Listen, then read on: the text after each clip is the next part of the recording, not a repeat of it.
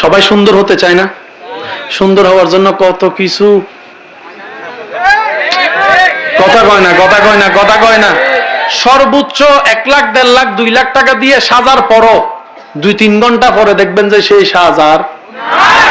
আপনার এলাকায় কিছু মুরব্বী আছে, দেখবেন জীবনে কোনোদিন কিচ্ছু ব্যবহার করে না, কিন্তু চেহারাটা দেখলেই নুরানি নুরানি লাগে, সুন্দর লাগে, মায়া লাগে, সম্মান লাগে। এমন মুরব্বী যারা দেখেছেন তারা আওয়াজ দিয়ে বলেন ঠিক কিনা।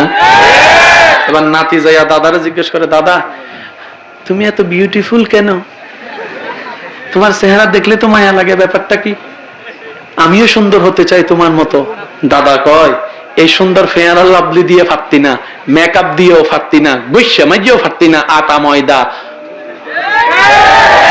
তো কিভাবে হব? দাদা বলে, একটা কাজ করো, হাজার ব্যস্ততার ভিতরে রবকে সময় দেওয়ার জন্য সময় বের করো, টাইমে টাইমে অজু করো। যতবার তোমার পানিটা, অজুর পানি মুখে যাবে, মুখের কোষে কোষে কোষে কোষে, একটু খেয়াল করবেন, প্রত্যেকটা মানুষের হাতে যেরকম পশম আছে, মুখের মধ্যেও পশম আছে। হাতের পশম সরাসরি দেখা যায়, মুখের পশম সবার সরাসরি দেখা যায় না।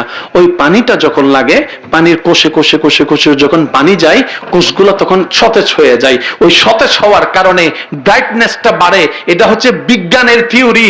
আর এদিকে তো নবীর হাদিস অনুযায়ী অজুর পানি মুখে লাগার সাথে সাথে ওই গুনাহের কালি দাগগুলো তো অদৃশ্যভাবে জ্বরে যাচ্ছে, চেহারায় নূরানি ভাব চলে আসবে। বলেন সুবহানাল্লাহ। সেজন্য বলি, যাদের সুন্দর হওয়ার ইচ্ছা তারা অজু বানায়েন। কথাটা বুঝেন?